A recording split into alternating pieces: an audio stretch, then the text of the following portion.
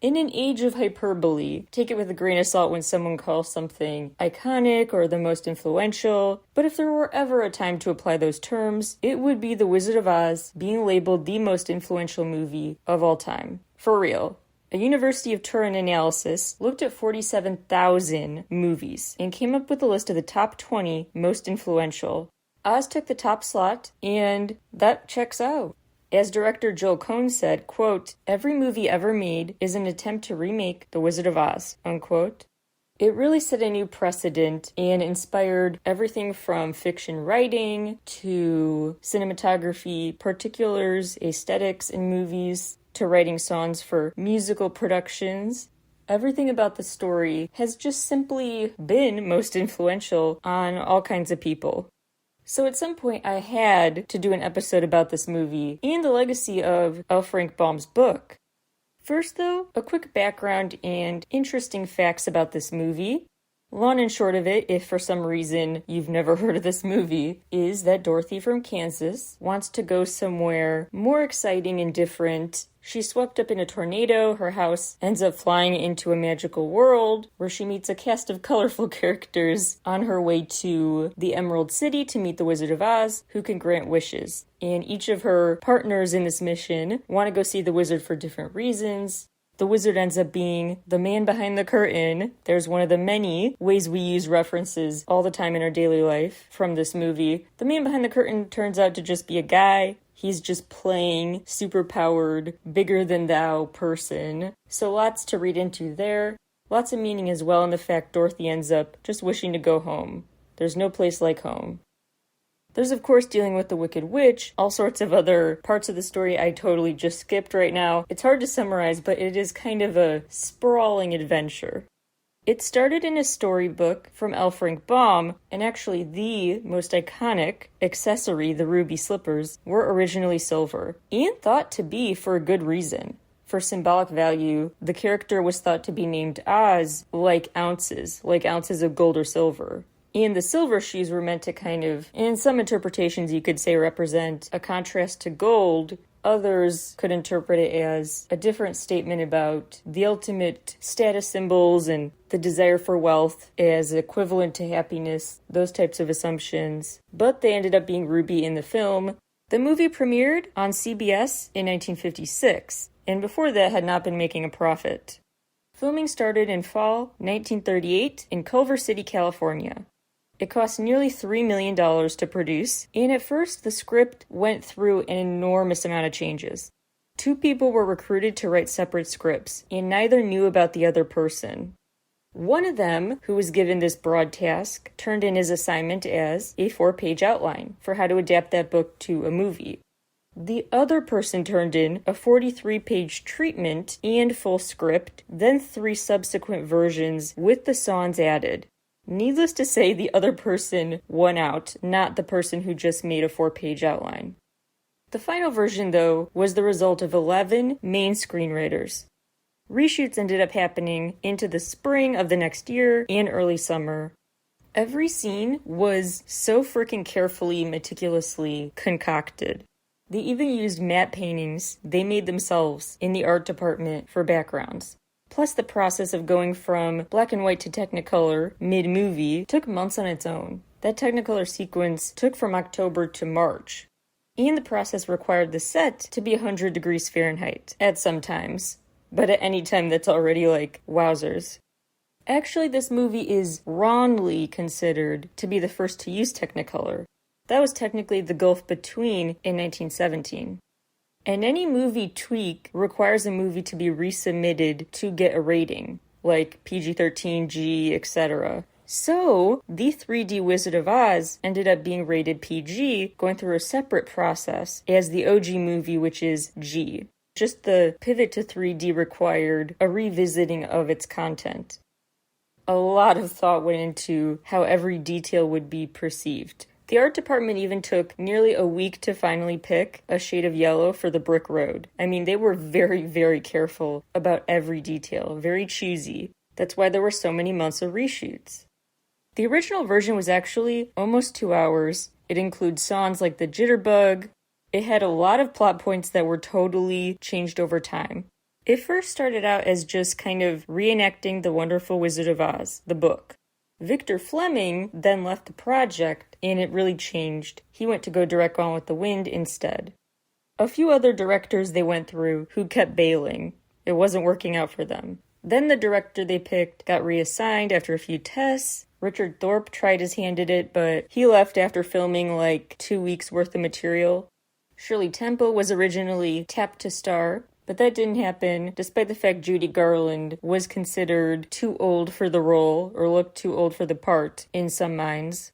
And actually, among the 3 finalists to play Dorothy, the main ultimate reason Garland was chosen over the others was because of just scheduling issues and technical contract-related stuff. There were some big on-set issues. When Margaret Hamilton, the Wicked Witch of the West, was trying to leave Munchkinland, it was a stunt involving this elevator of sorts to move her into or out of Munchkinland. That elevator caught on fire, causing her 3rd-degree burns and a 3-month recovery. After that, she refused to take more risks and had a stunt double fill in for the broomstick scenes. Then her stunt double got severely injured by a smoke machine malfunctioning. The Tin Man also had injuries to deal with. He got a toxic reaction from the aluminum dust, and he had to be hospitalized in critical condition. The replacement also got injured with an eye infection from the aluminum paste they had switched to. Semi-fun fact here, the original actor's voice is still in the soundtrack, not the replacement actor. The original actor, his voice, his parts were recorded before the accident, and he left. You have a different vocalist than you do actor. The replacement just assumed the first guy got fired because the studio did not publicize what happened, that it was an allergic reaction type situation. So it was hard to find the right people to bring this world to life. It was hard to pull it off logistically. There weren't many predecessors in cinema to look at for help. There were a lot of sticking points and edits. The original Scarecrow character, he was dumber. Like, the main reason he was a scarecrow was because he was a guy who was so dumb he couldn't do any job except go out there and scare the crows away.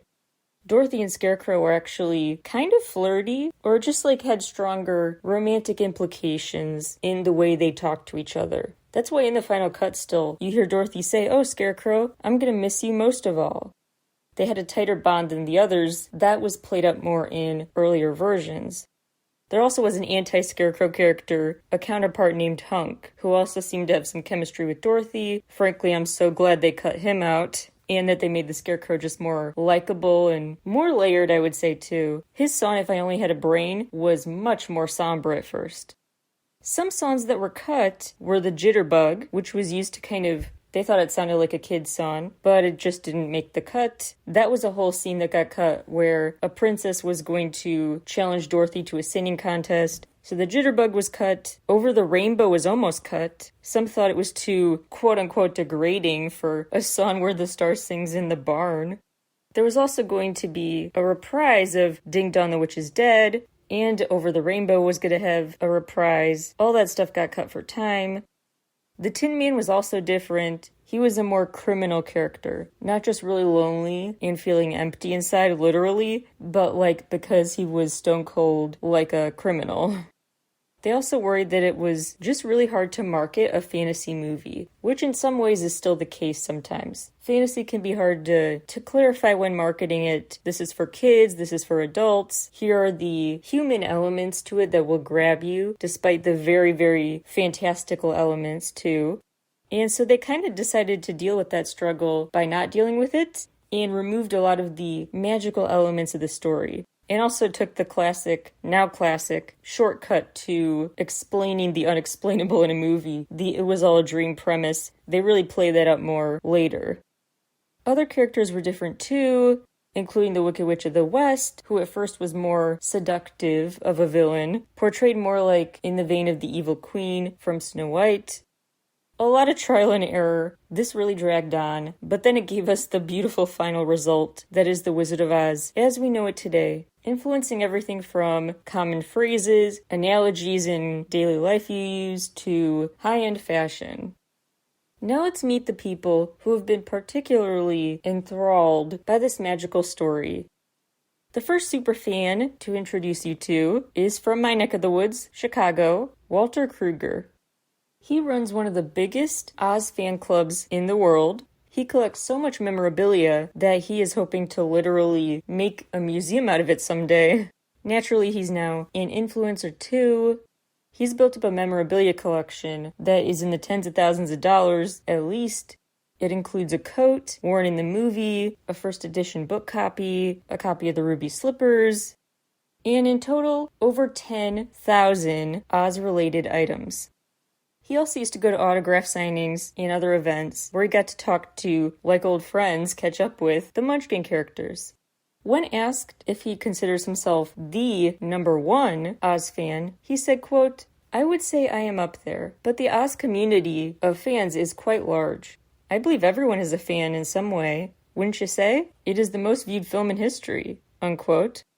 Some movie buffs and other private collectors have enormous Wizard of Oz collections too, and just prized possessions. One Dorothy dress replica sold in New York in 2015 for over $1.5 million. One pair of the slippers back in '88 sold for $165,000. Just 18 years prior, a similar pair sold for just $15,000. That pair went to the Smithsonian thanks to the anonymous donor. A handwritten script sold in an auction for $1.28 million. A version of the Cowardly Lion costume sold for $1 million. There's quite a market, and auctions are part of the fun of Oz conventions. Yes, those still happen. In fact, as I record this, we're approaching the weekend of it. The Oz clubs, too, are still going strong. The Wizard of Oz fan club is now a nonprofit labeled the International Wizard of Oz Club. It actually started back in 1957 by a 13-year-old Justin Schiller. As I was researching Oz fandom history, I found it interesting how many very, very young people started a lot of this. The fan clubs, the conventions. It's just interesting how the fans have literally been the ones who grew up with this movie on. And at the convention, too, it sounds like attendance is quite age diverse. Back in the 50s, the membership fee to the Oz Club was just $1, which got you their 4-page newsletter, The Baum Beagle. It became a 3-time-a-year publication and was officially designated a scholarly journal in 1983 by the Modern Language Association. Oz Club grew even up till the year 2000, needing a physical office space at that time. So in 2000, Oz Club expanded into IRL activity, not just through the mail anymore, but in San Francisco, they put an archive of material they had. They also kind of have a publishing operation for original Oz-inspired stories. They also host a 4-day Oz event. A lot of these Oz events, by the way, occur on college campuses, which I found interesting for reasons we'll get into later. And yeah, they still print the newsletter. The Baum Beagle is now not 4 pages, it's over 40, with images and other things. So they house the archives, they host events, they loan out their collection of merch, they organize get-togethers. They are a full business. And they got that way through sustained collective effort, collective passion, a fire in them to promote this movie, celebrate this movie that never went out.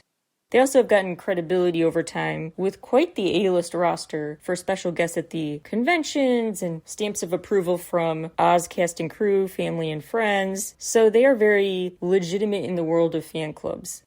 They also have kept up the hype every year with new themes. This year's is Oz in animation and new programming. Plus, there's always a new thing to see there. A new thing, not just reconnecting with old friends, but you could see new books and other things you want to trade or buy, new vendors, new auctions, new games and contests. Always something new. The Ozmopolitan Fest started in Indiana in 1960 at a resort owned by Harry Neilbaum.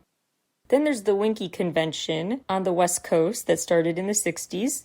There's an East Coast equivalent, a U.S. Southern equivalent.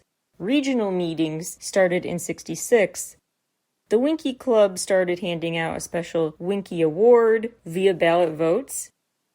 The West Coast Convention that started in 64 was started in a 19-year-old's house, being loaned out basically for a one-day event, which over 80 people showed up for. Remember, this is the 60s, this is pre-social media, pre-anything but word of mouth and newspapers. 80 people went to a 19-year-old's house to talk all things Oz.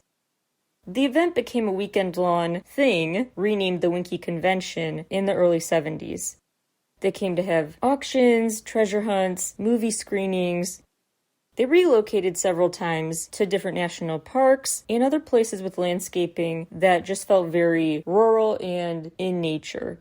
They've always tried to have a setting, a background, focused on nature and feeling kind of isolated, separated from just the bustling cosmopolitan life. What's attracted so many fans to Oz in part is that sense of escape.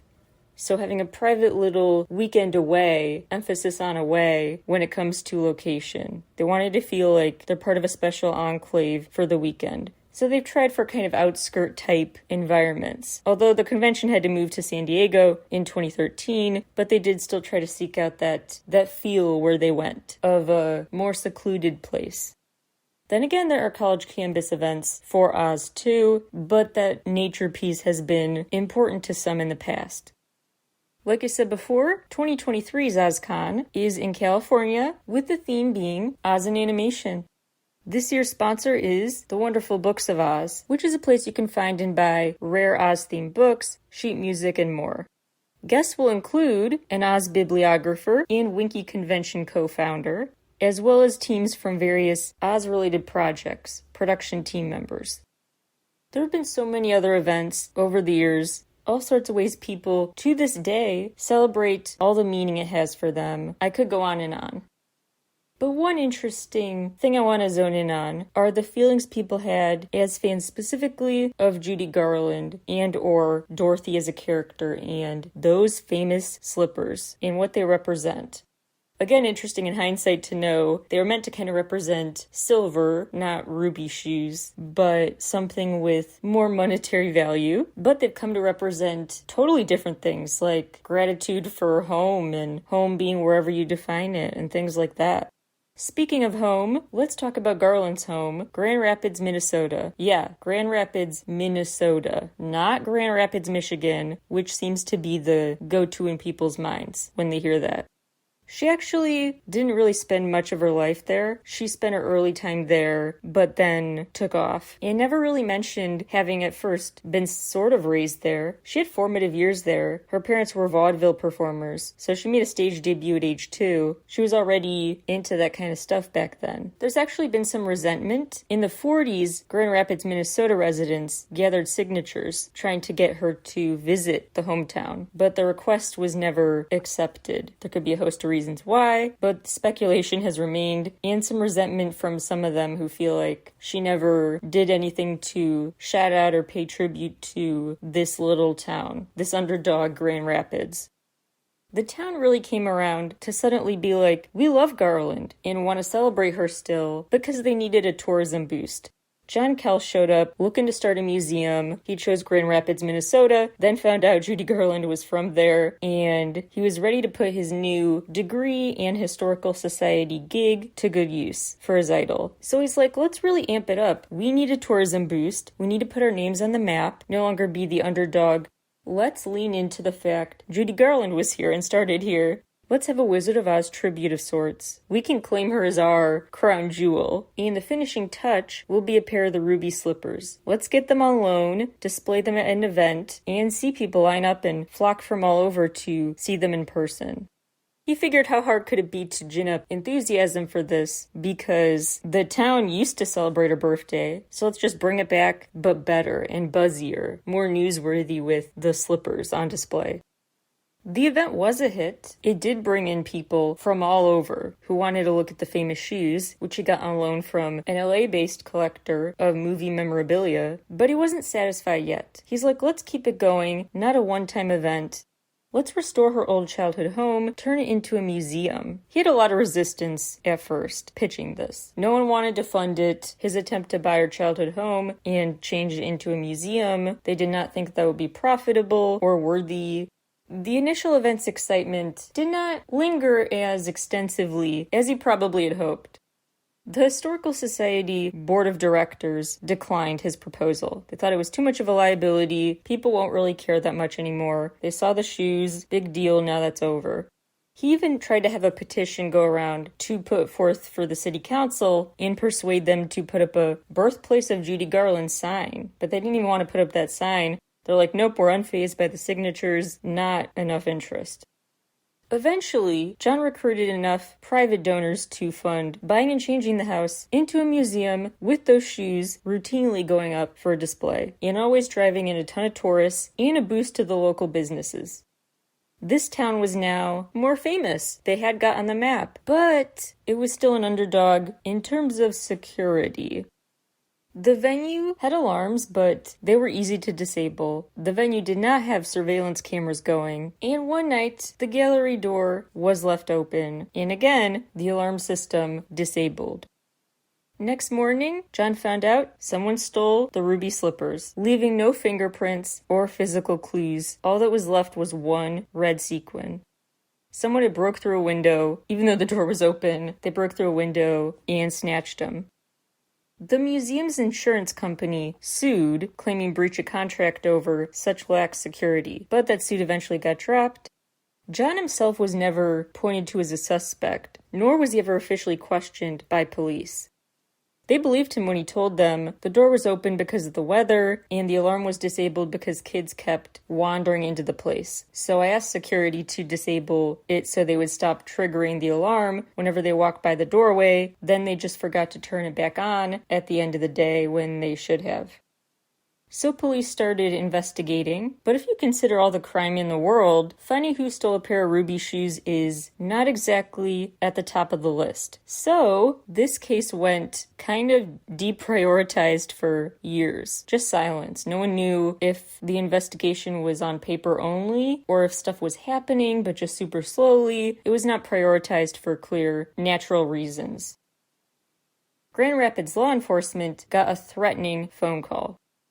The call was coming from a so-called middleman who was trying to convince the insurers of the shoes that he could get them back. He had what it took. The insurance company flagged this extortion attempt, and that's when the FBI got involved. So the FBI got involved in 2005. News of an indictment of a suspect came in summer 2018. With very minimal detail. The indictment made public was one paragraph with minimal details, and just saying a sting operation from the FBI led to the indictment under the charge of theft of a major artwork. This suspect is someone no one local knew, nor did they recall seeing him employed there. The indicted suspect was a 76-year-old Terry Martin who lived just 12 miles away from the museum. When asked for comment, he said, quote, "I gotta go on trial, I don't want to talk to you," unquote. Suddenly, the town that had been kind of like, I don't know if we're super Judy Garland fans, she didn't do much for our town, to put us on the map, to saying we love her, she put us on the map, to then being like, I don't know if the enthusiasm will be sustained, to, oh my gosh, we are the talk of the world. It was quite a back and forth. And now people were getting another wave of feeling invested in the story and the legacy of her because they were now the hub of a true crime story, a shoe theft. People across the country were interested to see what happened too. One anonymous Arizona donor gave $1 million to search efforts in 2015. And people from all over kept coming, not to see the shoes, but to ask, any updates on the case?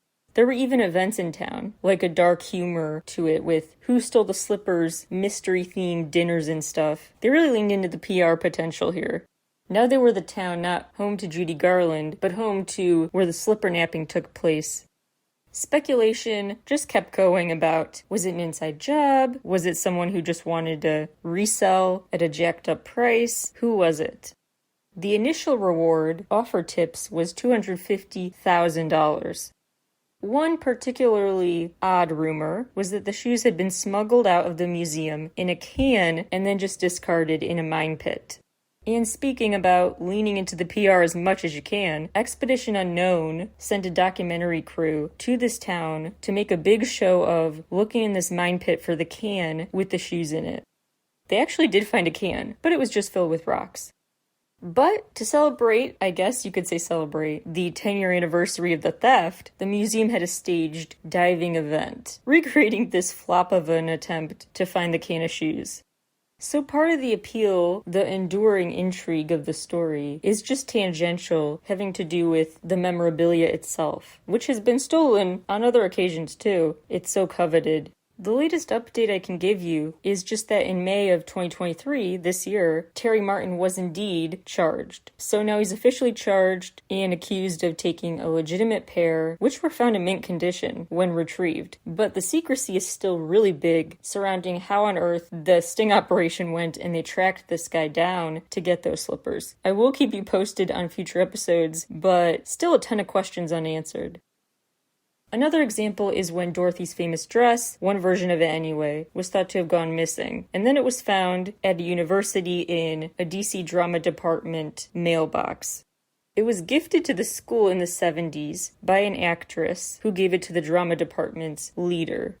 It was never clear how Mercedes McAmbridge, the actress who gifted it to the school, got the dress in the first place, so that's another interesting question mark. But historians who analyzed it have vouched for its authenticity.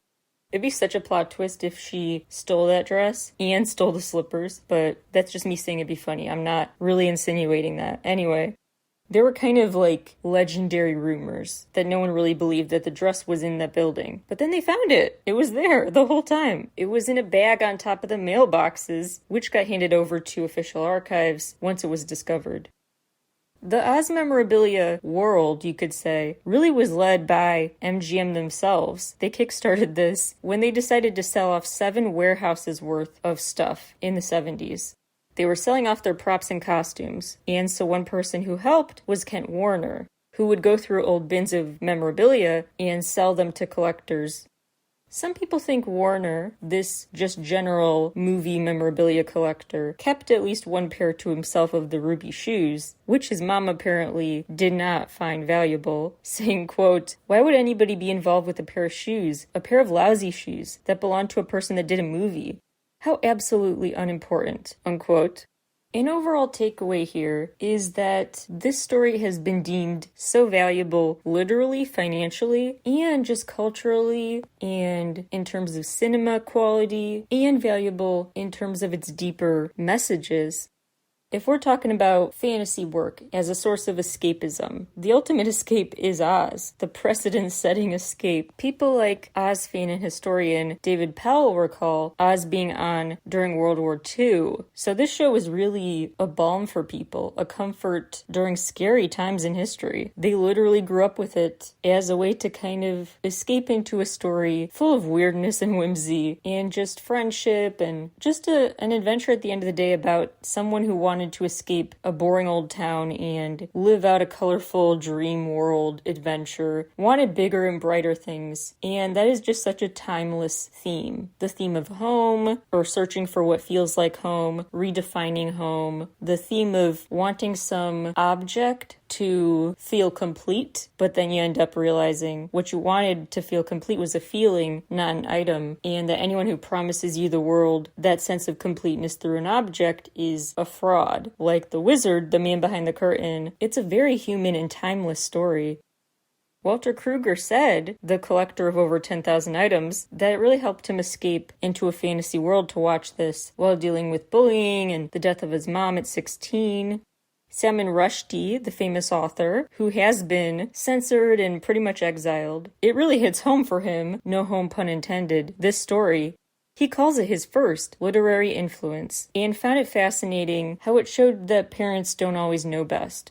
Who is in charge, not always should be, of your own destiny, basically. He wrote a story called Over the Rainbow when he was only 10.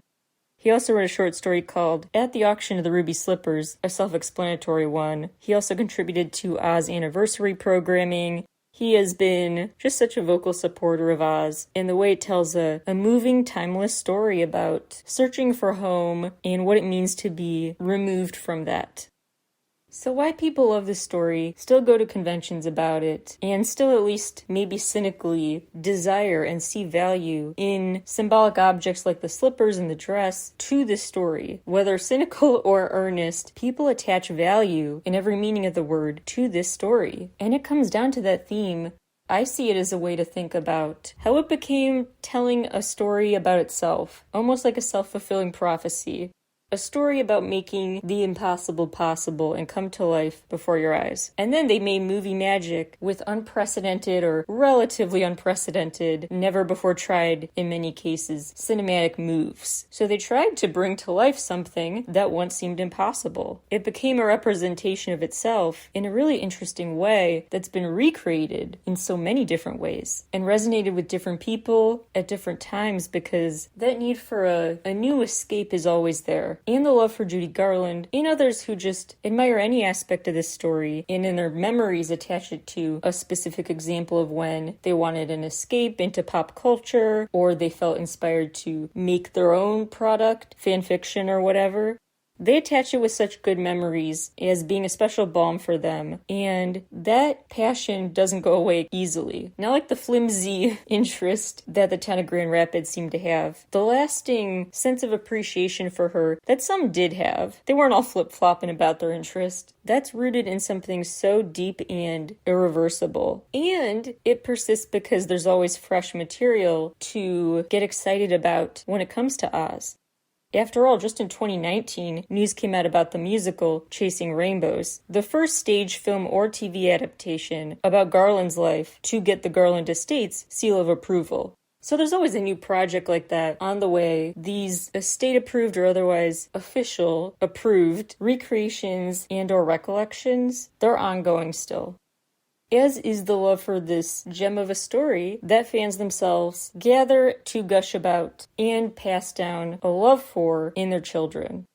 I think it's beautiful, all the ways people have felt seen by such a human story that takes bizarre, whimsical twists without taking away from that emotional heft of just real human feelings about wanting to feel a sense of belonging. It became a movie for outsiders, and who hasn't felt like an outsider at one point or another? Real, just fascinating staying power that makes more sense and is less quizzical in hindsight. I hope I helped explain the appeal of that classic story and why people still actively are fandom members for it. Thank you all for tuning in today. Stay tuned for more of a variety of fandoms I discuss on Enthusiasts and catch up with past episodes in the directory I will link to in the episode description. Thanks again for tuning in. Talk to you all again soon, and keep me posted if you find out what's going on with the slippers. Bye, everybody.